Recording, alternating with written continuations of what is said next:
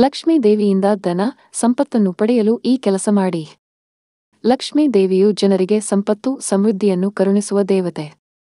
ಈಕೆಯ ಆರಾಧನೆಯು ಮನುಷ್ಯನ ಜೀವನದಲ್ಲಿನ ಹಣದ ಸಮಸ್ಯೆಗಳನ್ನು ದೂರ ಮಾಡಿ ಉತ್ತಮ ಜೀವನವನ್ನು ಕಲ್ಪಿಸುತ್ತದೆ. ಬಡ ವ್ಯಕ್ತಿಯನ್ನು ಶ್ರೀಮಂತರನ್ನಾಗಿ ಮಾಡುತ್ತದೆ.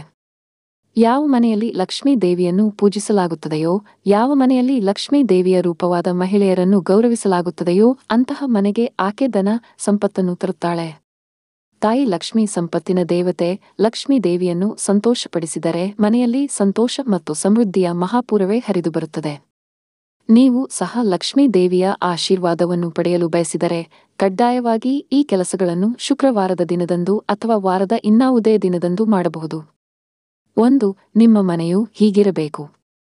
ಮೊದಲನೆಯದಾಗಿ, ಲಕ್ಷ್ಮೀ ದೇವಿಯ ಆಶೀರ್ವಾದವನ್ನು ಪಡೆದುಕೊಳ್ಳುವುದಕ್ಕಾಗಿ ನಿಮ್ಮ ಮನೆಯನ್ನು ಸ್ವಚ್ಛವಾಗಿಟ್ಟುಕೊಳ್ಳಬೇಕು. ಸ್ವಚ್ಛತೆ ಮತ್ತು ನೈರ್ಮಲ್ಯ ಇರುವ ಮನೆಯಲ್ಲಿ ಲಕ್ಷ್ಮೀ ದೇವಿ ಸದಾಕಾಲ ನೆಲೆಸಿರುತ್ತಾಳೆ. ಮನೆಯ ಮಹಿಳೆಯರನ್ನು ಸಹ ಗೌರವಿಸುವುದು ಕೂಡ ಅವಶ್ಯಕವಾಗಿರುತ್ತದೆ.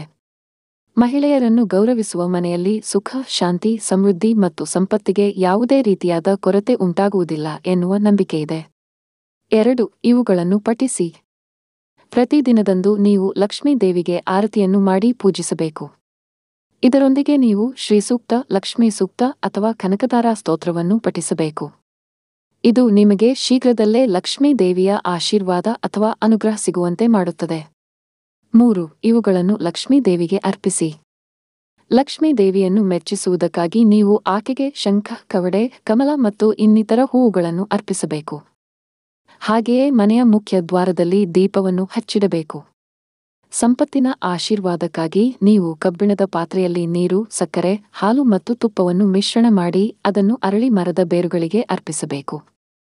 4. ಲಕ್ಷ್ಮೀ ನಾರಾಯಣ ಪೂಜೆ.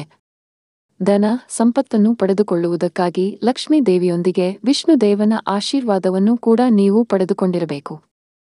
ಲಕ್ಷ್ಮೀ ನಾರಾಯಣರ ಆಶೀರ್ವಾದವನ್ನು ಪಡೆದುಕೊಳ್ಳುವುದಕ್ಕಾಗಿ ಲಕ್ಷ್ಮೀ ನಾರಾಯಣರನ್ನು ಅಂದರೆ ವಿಷ್ಣು ಮತ್ತು ಲಕ್ಷ್ಮೀ ದೇವಿಯನ್ನು ಜೊತೆಯಾಗಿ ಪೂಜಿಸಬೇಕು. ಲಕ್ಷ್ಮೀ ದೇವಿಯ ಆಶೀರ್ವಾದದಿಂದ ಧನ, ಸಂಪತ್ತನ್ನು ಪಡೆದುಕೊಳ್ಳಲು ಬಯಸಿದರೆ ನಾವು ಈ ಮೇಲೆ ಹೇಳಿದಂತೆ ನಡೆದುಕೊಳ್ಳಬೇಕು.